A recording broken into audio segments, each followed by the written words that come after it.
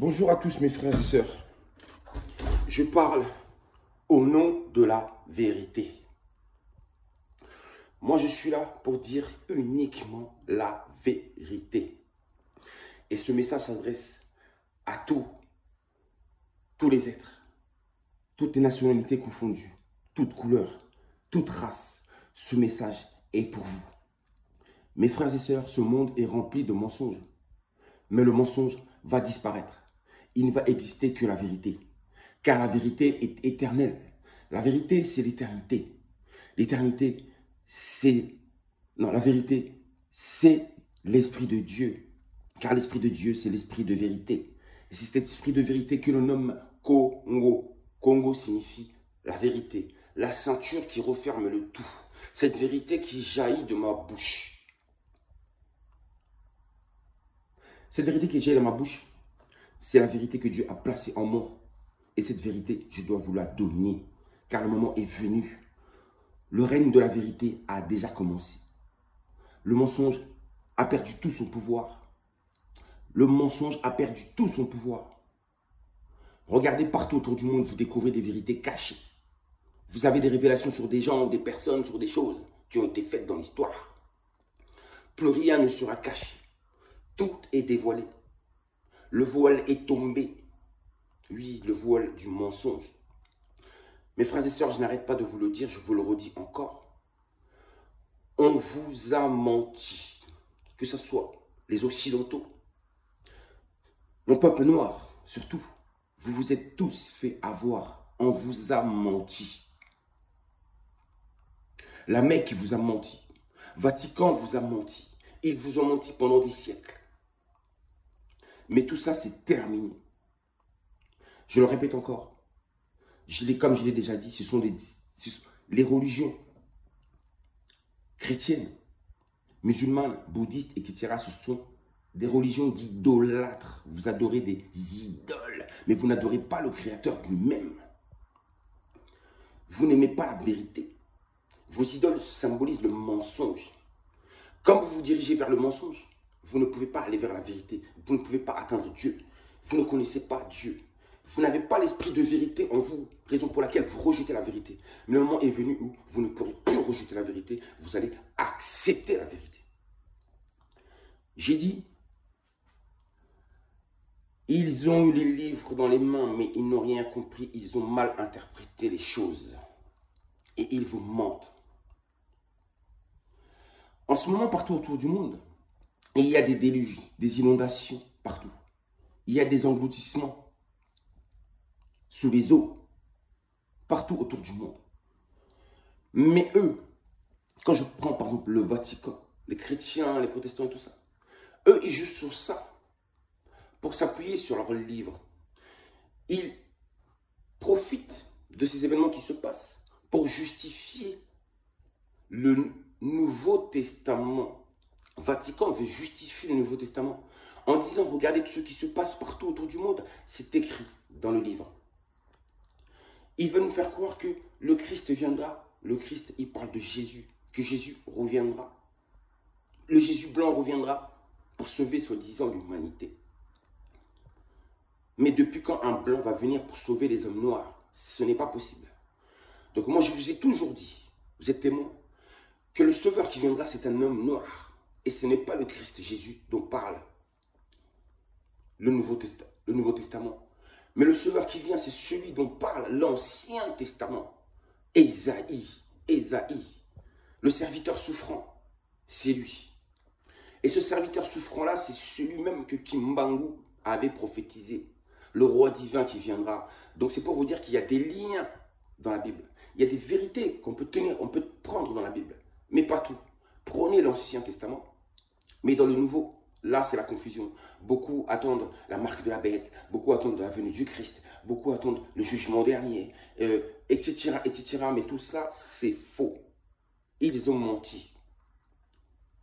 Donc en ce moment, si vous allez dans les réseaux sociaux, vous allez par exemple sur YouTube, vous allez voir, il n'y a que des vidéos où ils parlent d'Apocalypse, la venue du Christ, le jugement dernier, etc., etc. Mais vous êtes dans le faux. Vous attendez quelqu'un qui ne viendra jamais et un événement qui ne se déroulera pas. Mais si vous allez lire dans le livre d'Ésaïe, Ésaïe mentionne la venue de ce serviteur souffrant qui allait venir, mais qui allait libérer en fin de compte un peuple. On parle de la libération d'un peuple, le peuple de Dieu qui sera libéré et ensuite qui va retourner sur sa terre.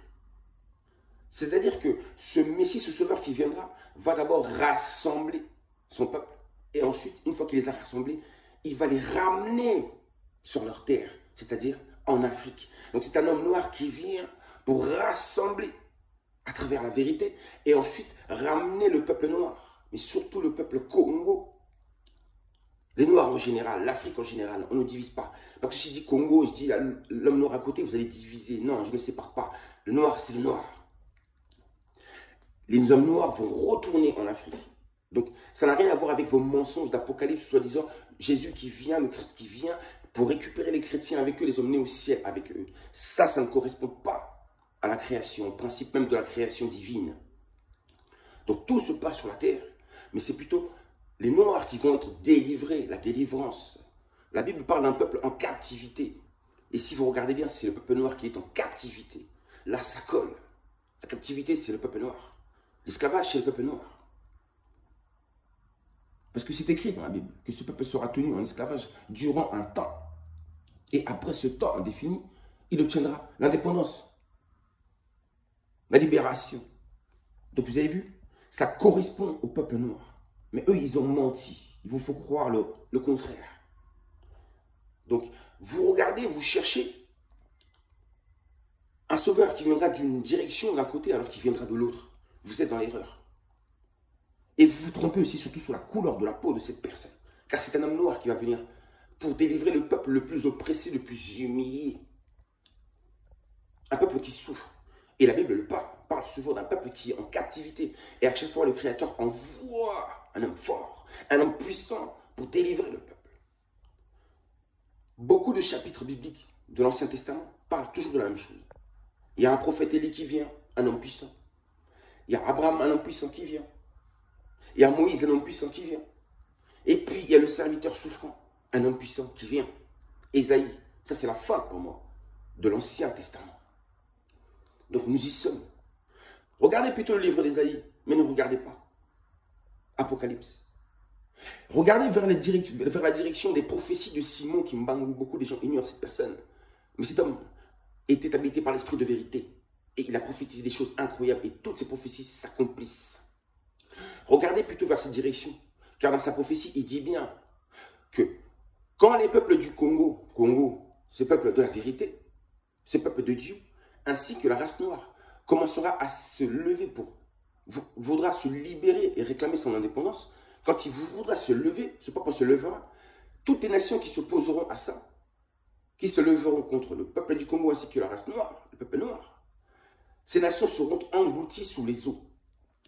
Regardez, cette prophétie, elle est véritable parce que ce qu'il a dit, c'est en train de se manifester. Raison pour laquelle il y a des engloutissements sous les eaux, justement sur la terre des ennemis du peuple noir, les oppresseurs du peuple Congo, etc.